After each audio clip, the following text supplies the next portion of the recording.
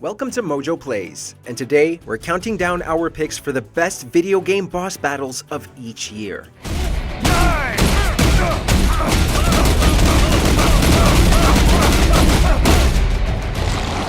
For this list, we'll be looking at the best fights against bosses from 2000 to 2024. Some of these bosses come late in the game and deal with story elements, so we're issuing a spoiler warning just in case. Which of these bosses do you have strong memories of taking on? Share them with us in the comments below. Before we begin, we publish new content all week long, so be sure to subscribe and ring the bell to get notified about our latest videos. 2000, Diablo II.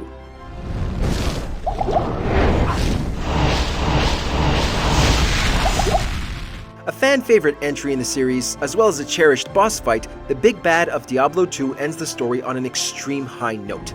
Of course, the Lord of Terror doesn't go down so easily.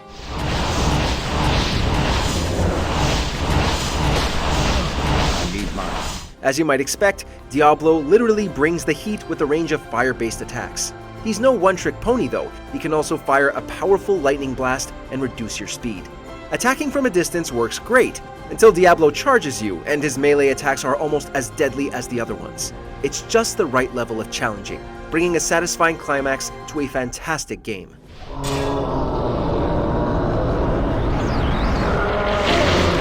(2001) The Great Mighty Pooh conquers Bad Fur Day.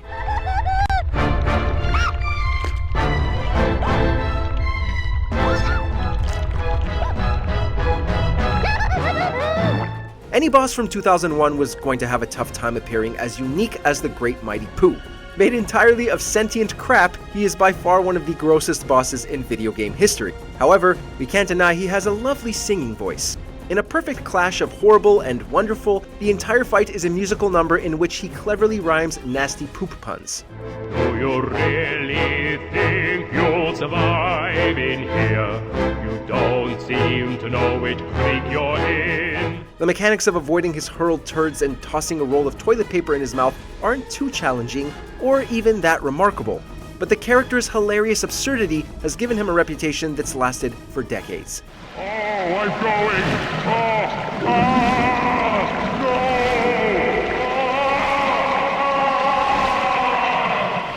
No! 2002, Sephiroth, Kingdom Hearts.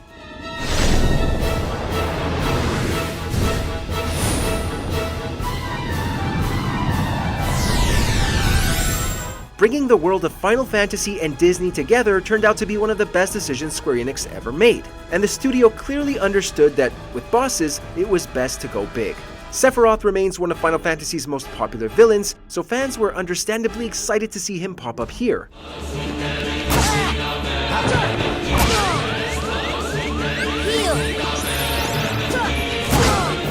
He fought as a secret boss in the Olympus Coliseum, a fitting setting.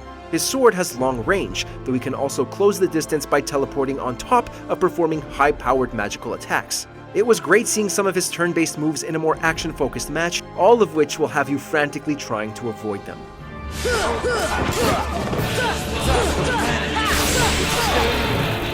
2003, Darth Malik, Star Wars: Knights of the Old Republic.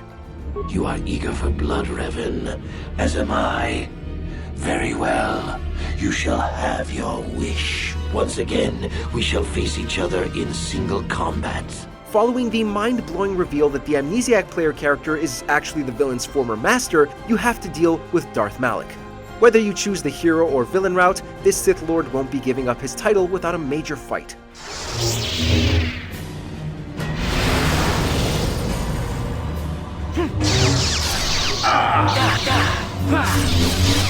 He's got the expected abilities befitting his position, such as Force Lightning and extreme prowess with a lightsaber, which he happily hurls at you if you're too far away.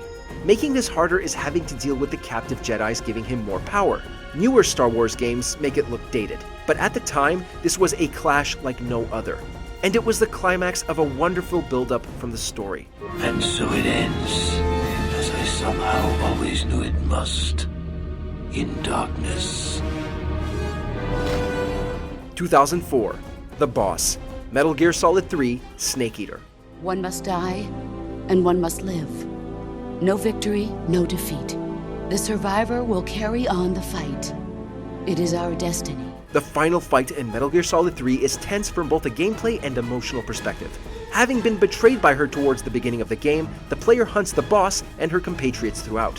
When you finally face her, there's no big set piece or gimmick, like many other fights in the series. It goes smaller, more personal, as you face her in a field of flowers. Prove your loyalty. Face me. Her having an automatic weapon means playing things carefully as you close the distance to deliver blows. The fight is made bittersweet by your relationship with her, even more so when it's revealed that she's still one of the good guys.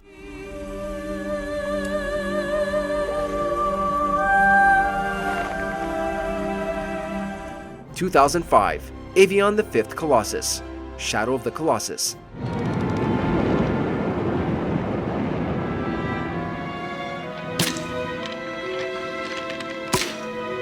Shadow of the Colossus was an easy pick for 2005, given that it's mostly comprised of boss fights with stunning designs and art direction. But choosing which of the 16 claimed the spot was a bit tougher. Ultimately, the Fifth Colossus won for switching things up and doing so excellently.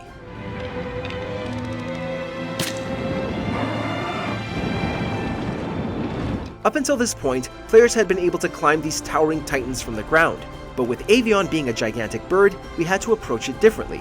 Shooting it with an arrow began the fight, with the player having to leap onto Avion as it tried to swoop down on them. Hanging on for dear life felt far more invigorating than in previous fights. One mistake and you'd plummet into the water below.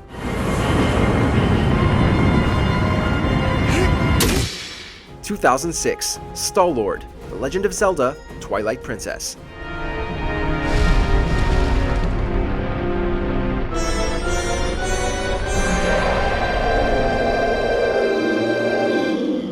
Many Zelda bosses are designed to be fought using their dungeon's item.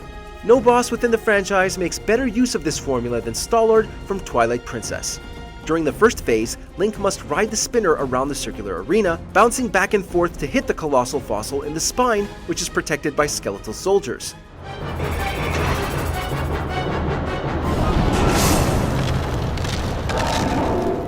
During the second phase, you'll bounce between a massive pillar and the wall to avoid its fireballs and spike traps. The spinner may be underused, but it's extremely unique compared to everything else in Link's arsenal. Designing a fight around it resulted in pure joy, making Stallord a fan-favorite boss to this day.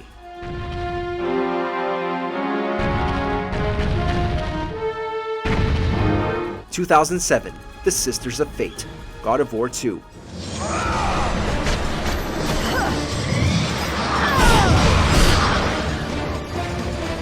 The Sisters of Fate provide 3 great boss fights for the price of 1, and they each have their own fun gimmick to wrap your head around. First up is the appetizer, Lachesis, who relies on her staff, flight, and energy blast. Second is Atropos, who summons minions before joining her sister so they can both try to take Kratos out. Avoiding Atropos' attacks from the side while facing Lachesis will certainly get your blood pumping.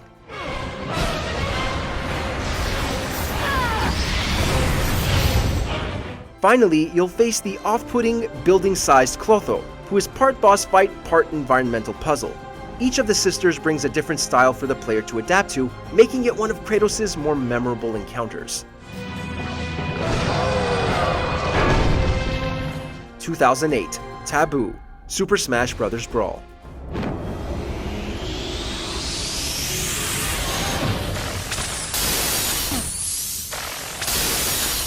Prior to Brawl, Master Hand was the de facto head honcho. But by the third game, we all knew his shtick, and so Nintendo gave us a brand new baddie to face. Fought at the very end of the Subspace Emissary, Taboo puts up far more of a fight than Master Hand ever did. He has a wide range of attacks, all of which deal heavy damage.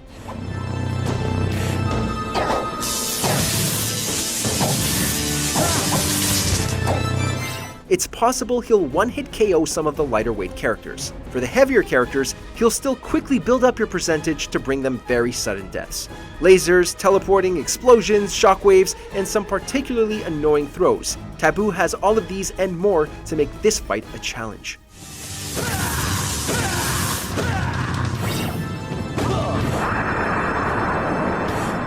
(2009) Albert Wesker, Resident Evil 5. Do you actually think you can defeat me? Either way, I'm not gonna stop until I'm dead. Well then, I'll just have to kill you quickly. Having betrayed all of us back in the original Resident Evil, it felt incredible to finally put down the vile Albert Wesker.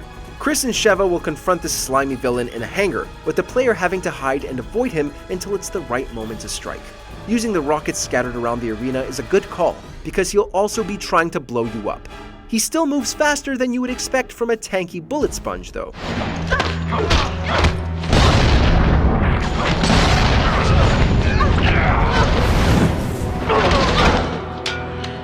The second phase goes for a more thrilling setting inside a volcano, with Wesker transforming into a monster to match his personality. Defeating Wesker was a long time coming, and we were happy to see him reach such an explosive end.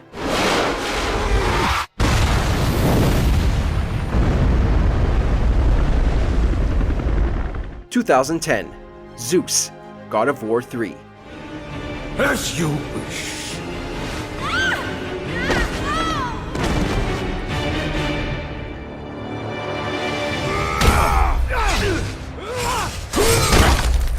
Speaking of demises that were a long time coming, Zeus made Kratos' life an actual living hell in God of War. And while we did get to fight him in the second game, the climactic bout here served as the perfect finale to the Greek saga.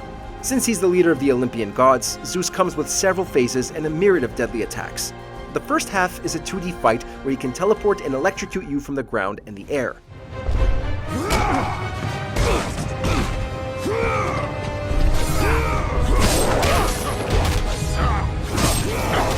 The second half, inside Gaia, has him making copies of himself to keep you busy so he can regenerate. It's an impressive showcase of power to be sure, but the fight is also interspersed with emotional character beats.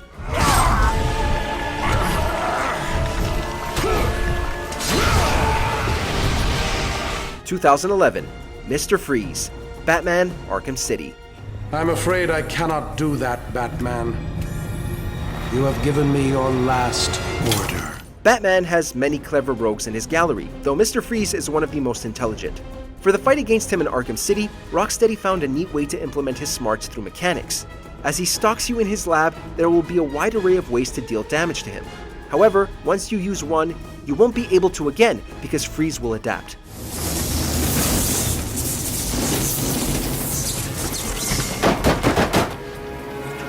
How many different attacks you must do depends on your difficulty setting. Regardless, it forces you to plan out each and every move, keeping the fight fresh throughout. Not only that, but he follows your tracks and scans your body heat, all combining to make a slow-paced fight much tenser.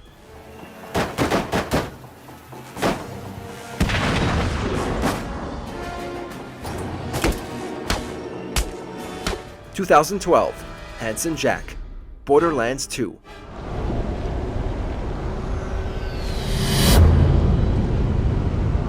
Handsome Jack is one of those villains you love to hate. He's done despicable things and killed untold numbers of innocents, yet he's hilariously charming the whole game. When it comes time to face him, we relish the opportunity. Jack can cloak and copy himself and use various different elemental attacks as well as AoE ones. And if that wasn't tough enough, he summons the warrior once you defeat him, a massive alien that loves to stomp around and bathe you in fire.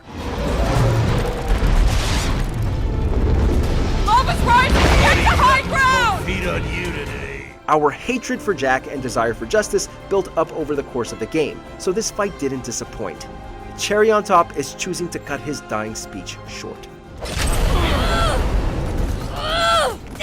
2013, Senator Armstrong, Metal Gear Solid: Revengeance. So grease the gears with some innocent blood, is that it? Oh, relax, Jack. It's a war on terror. We're not out to kill civilians. Metal Gear Solid already thrived on ridiculousness. So, an entry from Platinum Games, known for delivering over-the-top action, naturally dialed everything up to 11. The game's villain and final boss, Senator Armstrong, is a perfect example. First, he'll fight Radon from inside a giant Metal Gear. But once he comes out, the true fight begins. Try University of Texas. Could have gone pro if I hadn't joined the Navy. Using his nanomachine augmentations, Armstrong's punches hit like a truck. Your blows against him, on the other hand, don't even make him budge an inch. You're just meant to survive until you get a new sword so that you can both truly cut loose. With plenty of unhinged dialogue sprinkled between the phases, it's one of the most entertaining of the series.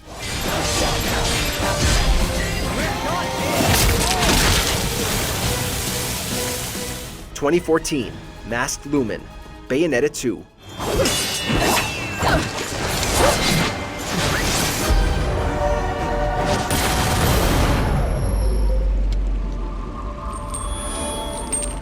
Platinum Games was clearly in top form throughout the 2010s, following Revengeance up with a sequel to the beloved Bayonetta.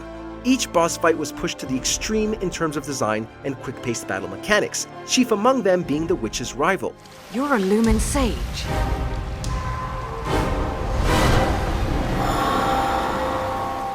The Masked Lumen and Bayonetta are essentially two sides of the same coin. They're just as fast as she is, can also manipulate time, fly, and use a variety of summons. You'll each be slicing and dicing around one another like some sort of dance. While your opponent isn't as grandiose as some others, the fight certainly is, especially when both fighters summon gigantic beasts to fight in the background.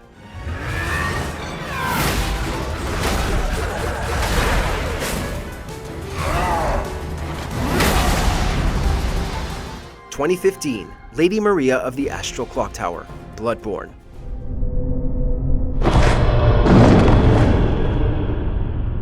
A corpse should be left well alone.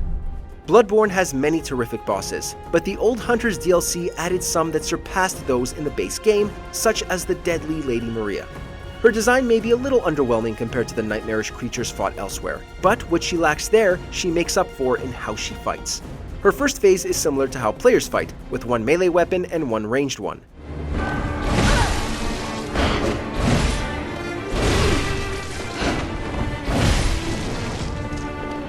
However, she'll then infuse her attacks with her own magical blood, giving her more range and letting her deal more damage. That's bad enough without the teleporting and massive charge attacks she also inflicts. Best be wary, hunters.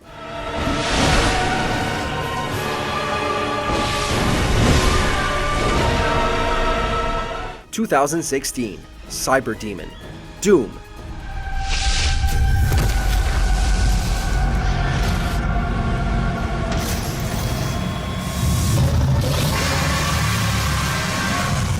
(2016's Doom brought this FPS franchise back to glory, with plenty of carnage to inflict on demonic hordes. The final boss, Spider Mastermind, was an excellent way to end the game, but the classic Cyber Demon wins for a great intro and a tense bullet hell of a fight. It begins as you enter Lazarus Labs, where the demon will rip open the door just to hurl you into a room for some alone time. This is a free shot to simply unload as many bullets and whatever other ammunition you have, because this brute will certainly be doing the same.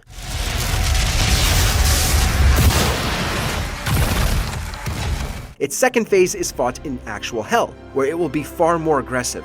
This fight epitomizes what made this reboot so great.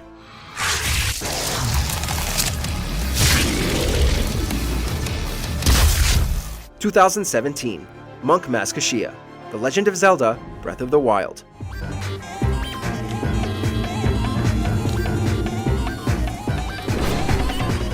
Some fans were disappointed in the bosses of Breath of the Wild. Thankfully, within the Champion's Ballad DLC, we got a fight worthy of the legendary hero. Monk Maz Koshia stands as the final test and has so many different ways to attack, you may not even see them all.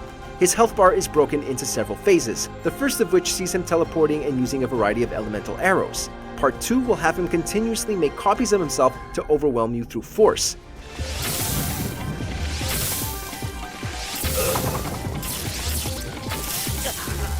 Phase 3 has him grow to enormous size, where he'll throw spiked balls, shoot lightning and lasers, and stomp the ground to produce tornadoes. No wonder this fight is referred to as a trial.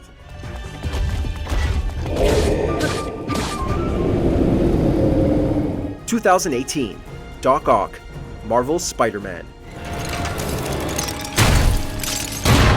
You're fighting the wrong man. Despite many of us knowing the outcome, Marvel's Spider-Man managed to make us care deeply for Otto Octavius. His descent into villainy was handled masterfully, topping off with a fantastic final fight. The game's mechanics are pristine, whether using Spidey's webbing to swing around or hurl objects at enemies. It feels just as good to use them here, just with Otto's extra arms trying to rip you apart. What happened to the man who wanted to help people? Weakling! The loser! He's gone! While Doc Ock leaps about and tries to smash Peter, you have to web up his arms quickly in order to deal actual damage. It's both suspenseful thanks to how hard he hits and due to the emotionally resonant climax. But I can fix it. We can fix it. Together. 2019, Ishin the Sword Saint. Sekiro, Shadows Die Twice.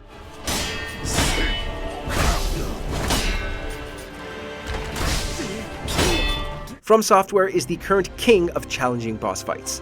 The final fight in Sekiro against Ishin the Sword Saint is one of the studio's finest and perhaps one of the finest sword duels in all of gaming. There's no way not to be on the edge of your seat as Ishin descends upon you. He moves with startling speed and ferocity, easily closing the distance between you and slicing off large portions of health.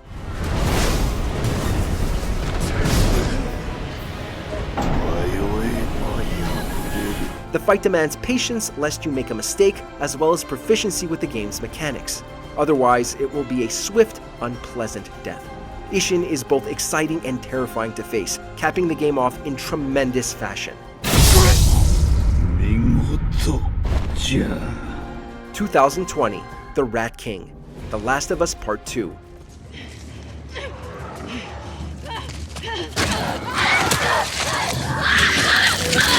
As players take Abby through the lower levels of the hospital in Seattle, there will naturally be some infected to put down.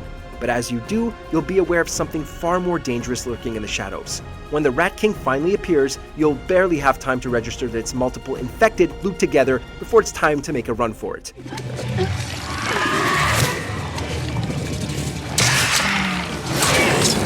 The intense chase sequence leads to a claustrophobic showdown, where you'll have to unload your already limited ammo in order to make it out. The entire horrific sequence got our hearts pumping out of our chests, especially when a stalker separated from the group to hunt us.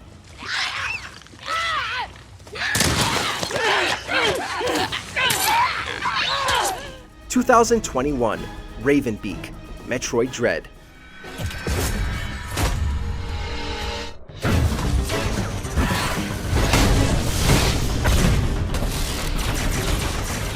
The Metroid series is usually good about feeling extremely tough without coming off as cheap.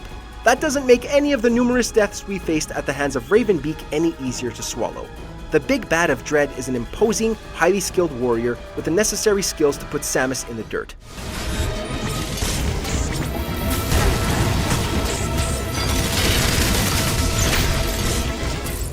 He's exceptionally fast, forcing the player to have extraordinary reaction time in order to not get hit. Good luck with that, because he also has a wide variety of attacks, both short and long range. He's also fought across 3 phases, each one more bloodthirsty than the last, the second of which gives him wings, and the third of which comes with extremely destructive artillery.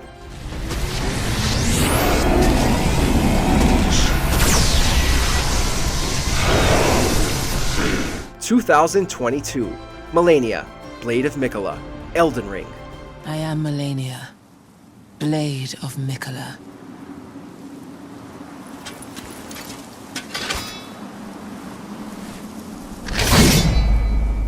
If there was one boss that dominated the gaming space in 2022, it was Malenia from Elden Ring. She quickly earned a reputation as the most challenging fight in the game. And, being optional, she became everyone's white whale to seek out. She starts the fight by saying she's never known defeat, which, yeah, is obvious. Her long-range sword and speed makes keeping your distance nigh impossible.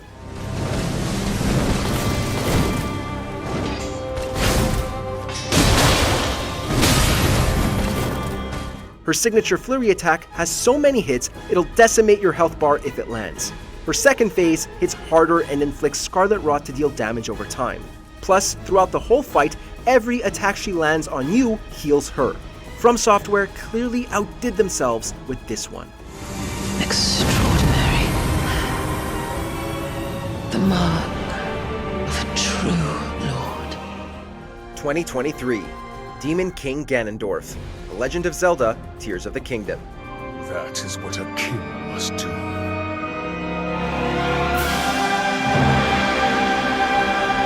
Of all the times Link has faced off against his greatest nemesis, this fight against Ganondorf in Tears of the Kingdom just may be the best the Gerudo form has ever given us.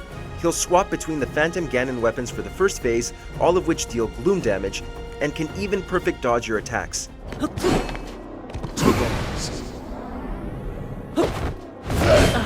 Phase 2 has an incredible intro, with Ganondorf transforming and extending his health bar to an almost comedic length. It's also cinematic in that the sages join the fight against Ganondorf's phantoms and that his attacks can deal major damage. Finally, his dragon form is easiest, but still provides a tremendous sense of awe and accomplishment as Zelda's light dragon form joins the fray. Everything about this fight is just the type of final confrontation that Tears of the Kingdom needed.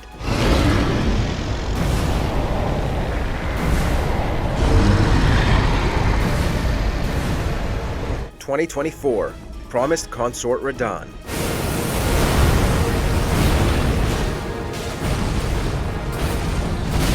Another entry for Elden Ring, you ask? Well, this final boss fight from the DLC Shadow of the Erdtree is here for a very good reason. As soon as you enter through the fog, Radon immediately leaps towards you, giving you no time at all to summon your spirit ashes. His relentless move pool will require many tries for you to memorize them all.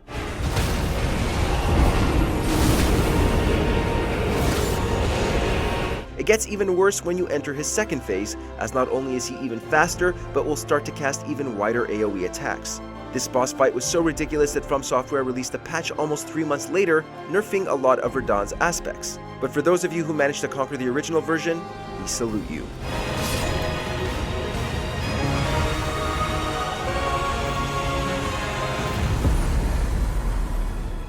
Check out these other great clips from Mojo Plays, and be sure to subscribe and ring the bell to get notified about our latest videos.